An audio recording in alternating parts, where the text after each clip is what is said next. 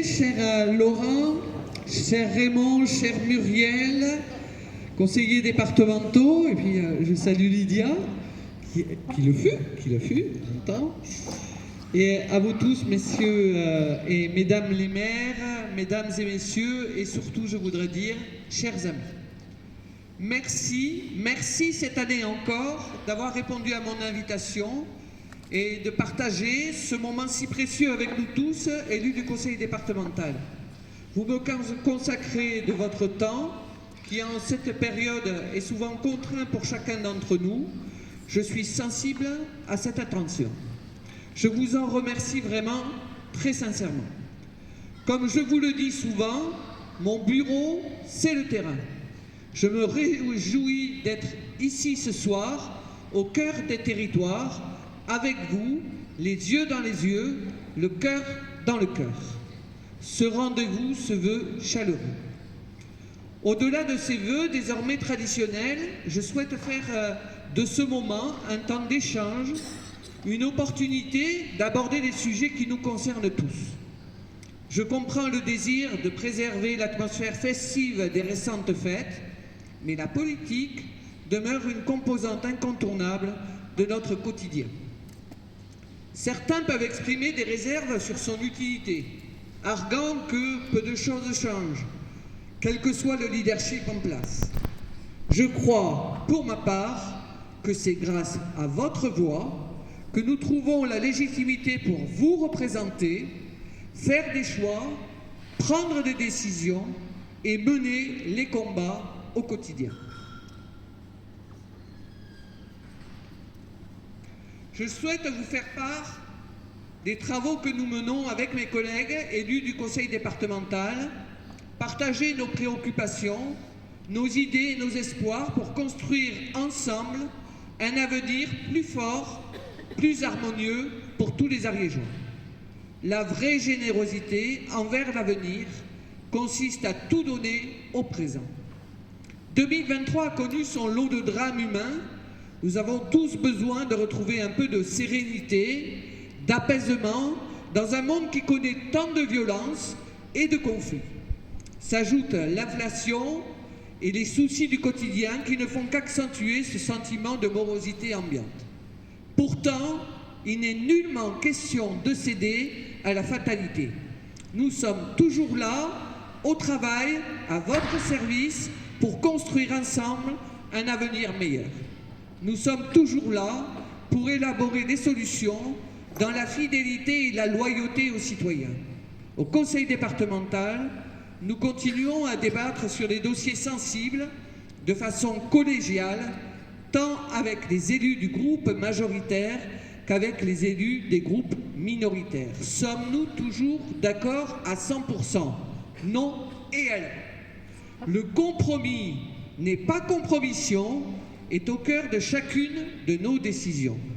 Nos idées, nos sensibilités peuvent être différentes, notre volonté est commune d'améliorer chaque jour le quotidien de nos concitoyens. Et je reste fermement convaincu que seul le compromis est porteur de solutions.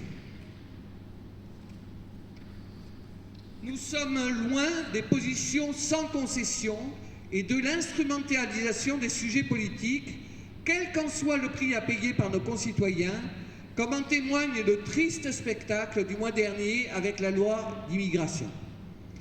Comment certains, aux idées si opposées, ont-ils pu accepter de décider ensemble de priver leur assemblée d'un débat attendu par toute la nation sur ce sujet délicat de l'accueil des personnes étrangères à notre territoire, alors que tous savaient où cela nous conduirait, à un texte beaucoup plus rétrograde, sans doute inconstitutionnel dans bien des articles et en totale contradiction avec les intérêts de notre pays.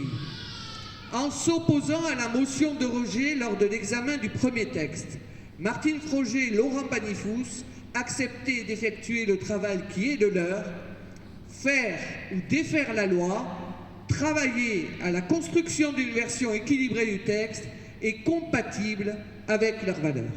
Un exercice certes difficile, mais réalisable et surtout indispensable pour notre pays. Aujourd'hui, sommes-nous parfaits pour l'intégration des populations issues de l'immigration?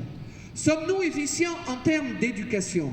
Sommes-nous irréprochables en termes de politique du logement, dans les parcours de l'insertion et de la professionnalisation? Sommes-nous certains de pouvoir assurer nos missions, notre travail, notre développement, sans aucun recours aux travailleurs venus d'ailleurs, à l'heure où nos entreprises, nos EHPAD, nos services de soins à domicile manquent cruellement de main-d'œuvre? Non, je ne le crois pas. Et ce qui devait arriver est arrivé. Des apprentis sorciers nous ont conduits dans l'impasse d'une loi conservatrice et dure. Face à ce malheureux constat, directement issu du succès mortifère d'une motion de rejet, certains de mes collègues, présidents de département, ont affirmé ne pas vouloir appliquer la loi votée.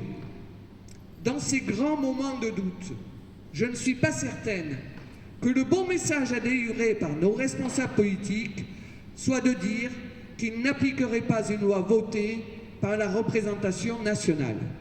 Mes chers amis, je vous le dis, je suis farouchement opposé à la loi immigration qui instaure la préférence nationale, crée une rupture d'égalité entre les personnes étrangères en situation régulière et est un accroc majeur aux principes fondamentaux des droits de l'homme dont notre pays est si fier. La solution est-elle, en tant qu'élu, de cautionner un appel à la désobéissance civile? Non, je ne le crois pas.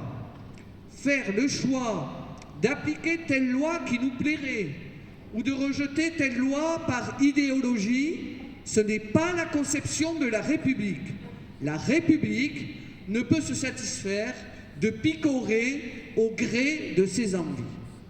Dans cette perte de repères actuelle, certains argueront qu'aux heures les plus sombres de notre histoire, il est heureux qu'il y ait eu des femmes et des hommes pour combattre des lois abjectes du nazisme. Soyons sérieux. Sommes-nous occupés par l'ennemi? Non, nous sommes quand même dans une démocratie que nous avons choisie. Ne faisons pas d'analogie entre deux situations qui ne sont absolument pas comparables. Ce sont des outrances et des accusations inacceptables, comme si le débat politique actuel devait se résumer à choisir entre la collaboration et l'anarchie.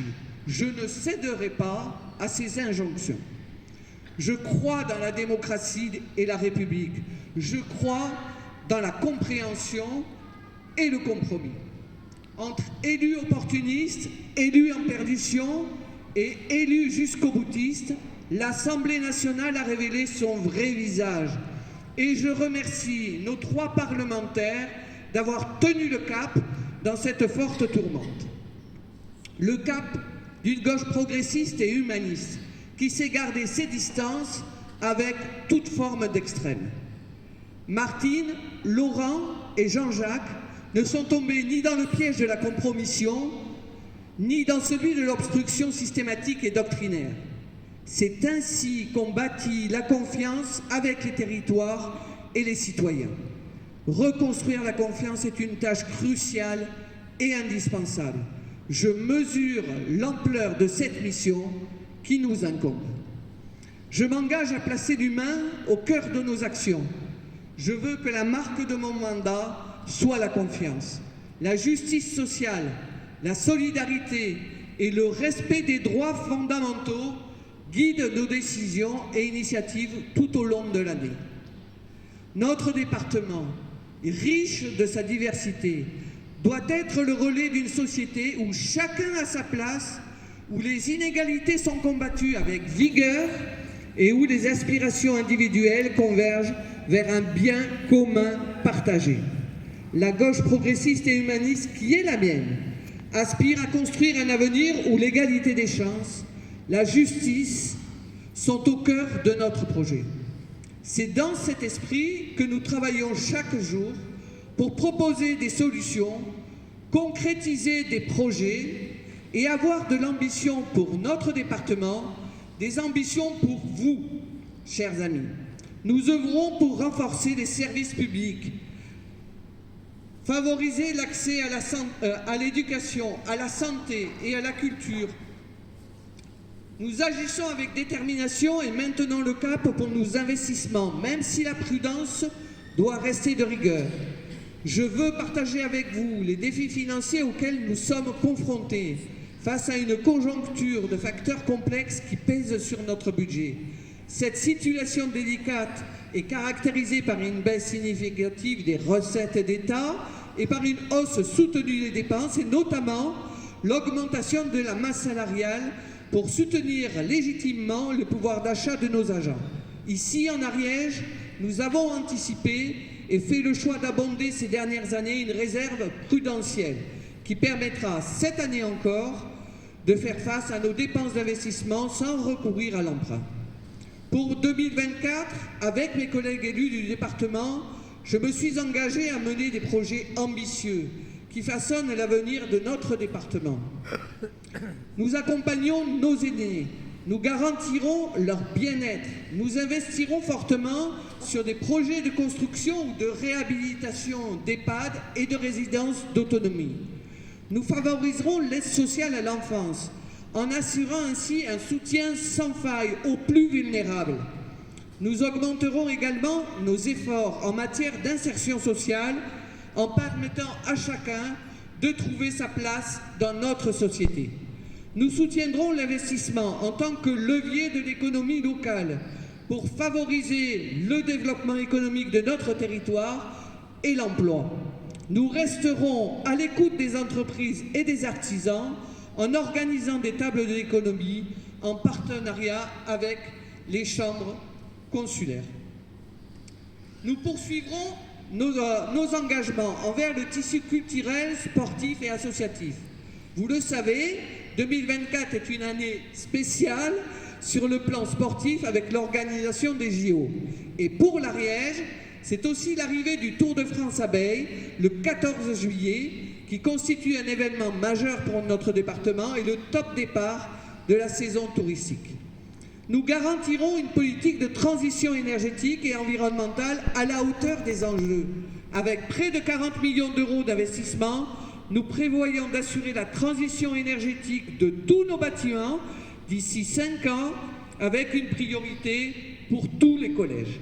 Nous maintiendrons le financement du service départemental d'incendie et de secours. Nous poursuivrons le déploiement du très haut débit. Toute l'Ariège sera raccordée fin 2025 à la fibre. Sur ce sujet, je voudrais évoquer la décision prise par l'État de démantèlement du réseau cuivre de télécommunications à l'horizon 2030. Cette situation légitime le choix du département d'aménager le territoire avec la fibre optique. Le conseil départemental sera encore à vos côtés pour faciliter cette migration. Je veux vous assurer que chaque citoyen, chaque foyer sera accompagné par le conseil départemental de façon individuelle